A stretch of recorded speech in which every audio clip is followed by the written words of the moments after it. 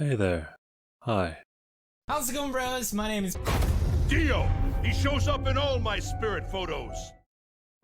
For over half a decade now, I've played a number of different gacha games. From the highs of Fate Grand Order Story to the lows of Fire Emblem Heroes Power Creep, I am by no means a stranger to this industry anymore. And after all that time, I can confidently say that I enjoy these little gambling addictions. Or at the very least, they have killed my ability to feel real joy and I've forgotten what it feels like. Either way, I don't really regret the time or money I've spent with these games. But there has been one thing that's been on the back of my mind for quite a while now. Do I enjoy these games because they're gacha games, or despite that fact? I'm sure every gacha veteran has at least one good memory somewhere where against all odds they rolled that one waifu they had been saving for, and in that moment a rush of dopamine hit your brain and it felt amazing. Yes! But hitting a jackpot on a slot machine does not a good game mechanic make. Is it all smoke, psychological manipulation, and mirrors, or is there really something more than just gambling? Is gacha a good video game mechanic?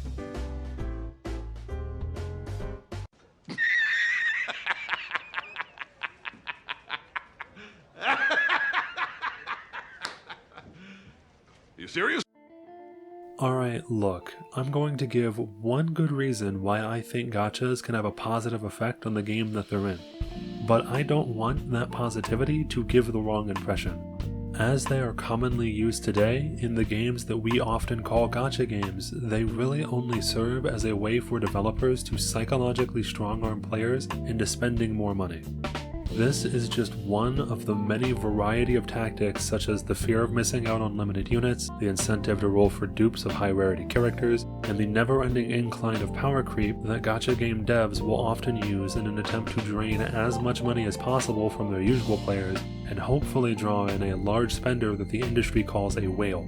This is the cold hard truth of this industry, and even though, all jokes aside, I still find a ton of enjoyment in these games, I feel like this needed to be said even if it gets me disliked. With that being said, there is a single highlight to having a gacha in a game that I've never really seen anyone mention before. So let's move on to the true title of this video, the one thing that I like about gacha as a video game mechanic. See, that one's just not as mysterious.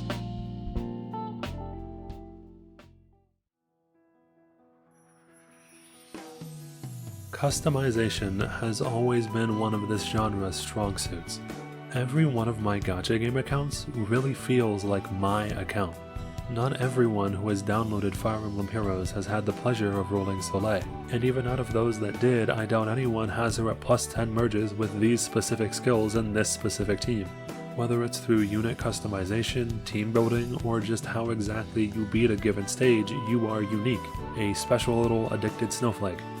To add to this variety, most gachas do a good job at allowing players to use any unit they want to clear content, allowing for a ton of player choice in regards to how players play the game. A big reason for this is that gachas, by design, require a long list of bad, low-rarity units, especially at the game's launch. Unlike low tiers in other games, which are usually made with viability in mind, low-rarity gacha units are specifically made so that they can be used in the early game due to their cheap investment cost, and then dropped as soon as the player can afford to use higher rarity units. That, paired with gacha's never-ending need to release new units, means that these games' rosters are absolutely massive. As a side note, this system is also a godsend for people that actively enjoy using bad things in video games.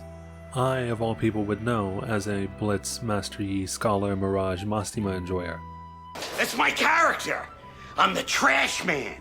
And it's important to remember that unlike something like the story or the gameplay, the gacha is a unifying factor in creating this customization. You can feel the effects that it has from the very start of the game. If you and a friend start the same gacha at the same exact time, you're likely going to have different characters, and those different characters are going to cause you to have wildly different experiences. While skill can play a big part, the stages you struggle on and the stages that you breeze through can be heavily impacted by who you pulled on the starter banner. This is probably why reroll culture, a topic for another video entirely, is so prevalent within basically every gacha. What all of this leads to is the creation of little stories that make your playthrough of a game feel unique. Maybe one of those low tier units saved your ass in the early game, or maybe you gave a character a try because you rolled them and it turns out you really like them. A personal example of this is that I had a hell of a time dealing with drones in Arknights. For those that don't know, these little flying jerks can't be hit by most units in the game, and you usually have to rely on units that are in the sniper class to deal with them. Due to some extremely unfortunate luck, I did not have a single high rarity sniper for months of starting this game. It's not like I couldn't clear maps with drones in them, it's just that all I had was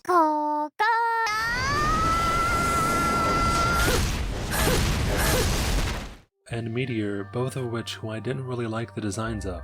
However, if I was ever going to beat maps like this one, I was going to need to invest in them. As me and these two continued to struggle against maps like this, my opinion of them slowly began to improve. Currently, they're not my favorite units, nor are they my favorite snipers. But me, this horse, and this mistake had been through war together, stared death in the face and laughed. I have so many memories of my opinions on a character being changed due to the nature of when or if I rolled them. And it's that spontaneity that makes my attachments to these PNGs feel just a little bit more real. In real life, you don't have a list of who and when you're going to meet new people so that you can plan out the optimal friend path. Friendship often just happens because you were in the same place at the same time. Even though I do think the abundance of these moments is caused by the gacha, I don't think that it's by any means unique to this genre. I heavily assume that anyone who has played a Pokemon Nuzlocke or even a game like Darkest Dungeon probably understands exactly what I'm trying to describe. I personally still remember the time that my Wooper and a Nuzlocke lived at 1 HP, twice in the same gym battle. Those months where Saber Lily was my only gold saber. Or the fact that this Hot Topic disaster finally helped me beat the final boss. Even in gachas I don't play anymore, games that I have long since deleted from my phone, these little personal moments will remain.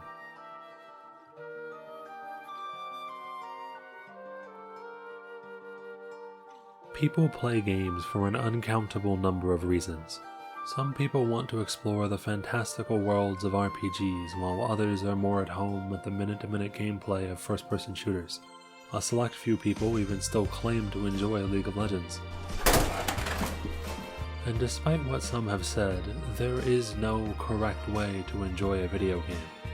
What this pretentious paragraph is trying to get at is that this is one of the big reasons why I play gachas.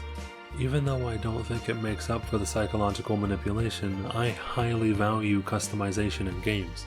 But everyone is going to have their own reasons for spending their time in the way that they do.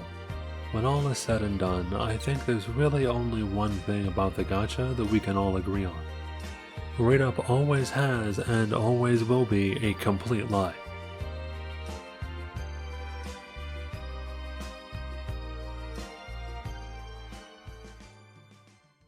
I've taken the first step.